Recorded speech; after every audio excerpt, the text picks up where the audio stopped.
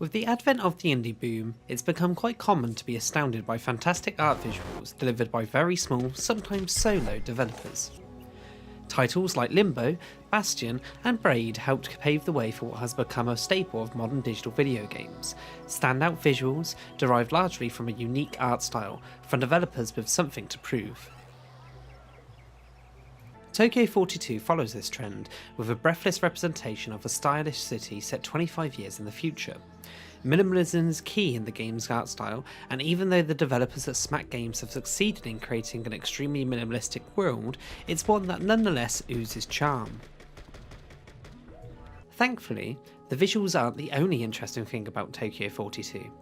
Set in a future where death has become all but impossible thanks to regenerative pills, which most other populace takes, you play as an unnamed person who's been framed for the now rare crime of murder. Once you've managed to outrun the police, you've eventually decided to become an assassin for hire, a rather strange turn of events considering that just 5 minutes earlier you were framed for murder. Being an assassin for hire means you can take on missions wherever you like in this great metropolis. There are 3 clan missions to choose from, as well as side objectives and 25 main story objectives to take on should you wish to see the story through to its very end. Each side objective is different and varied, with a little to set up on why you need to take a person down before you then proceed to do just that. Some missions have you hunting down a single person, while others have you taken on waves of enemies.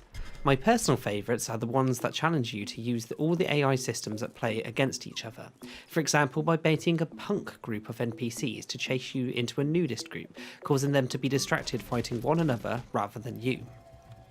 Manipulating the NPC AI in this manner keeps the game fresh and gives it a greater sense of charm and personality than you may initially expect from Tokyo 42.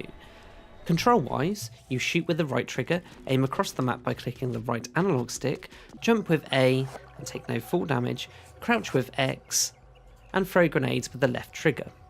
You're also able to control the camera angle using the RB and LB buttons, with each press rotating the camera in 45-degree increments. Alongside new gadgets that are found throughout the world, which are controlled with other buttons, you end up feeling like you have a lot of control over your character and how you approach objectives. Still, while playing Tokyo 42, I couldn't help but feel that I'd played this type of game before.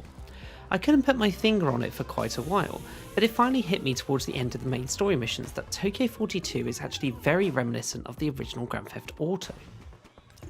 They're both open-world, isometric mission-based shooters that allow you to journey about a bustling city at your own way, and usually involved hunting down targets that blend into the crowds with relative ease.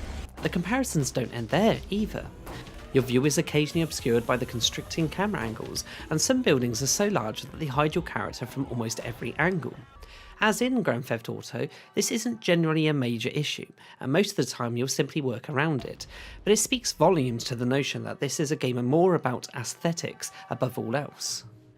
And it really shows. Tokyo 42's clean, sleek visuals are possibly the key part of why you'll keep coming back to it. Just when you think you've seen all the city has to offer, you'll notice that a new camera angle on a house shows characters or secrets you've never seen before, pushing you to explore further and discover other little secrets. Even in the final moments of the game, you'll still find new aspects to this metropolis. Unfortunately, while the aesthetics are amazing, Tokyo 42's soundtrack simply does not deliver. It's not bad, it actually has a couple of catchy tunes that I enjoyed listening to. But for the most part, the songs are little more than generic background music. Think elevator music, rather than soundscapes designed for the minimalistic city you traverse. With the money you earn from missions, you're able to buy bigger and more expensive weapons, each with their own stats for fire rate and explosion damage.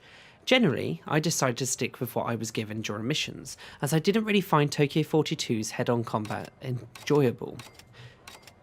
Instead, I preferred to sneak around areas and take enemies out with a katana, resulting in a one-hit kill that doesn't alert other nearby enemies. This does come with some consequences though. If you tend not to rely on guns, then you may find boss fights in later portions of the game to be much more difficult, especially if stealth isn't an option. This, combined with the fact that your character can only take one shot before dying, made the final few wave objectives some of the grindiest and most challenging parts of any game I've played in quite a while. The stealth approach also brings up some issues with AI behaviour. While most NPCs will walk about the area with no issues, sometimes they'll carry on even when seeing you, meaning you can glitch past certain areas without having to kill anyone.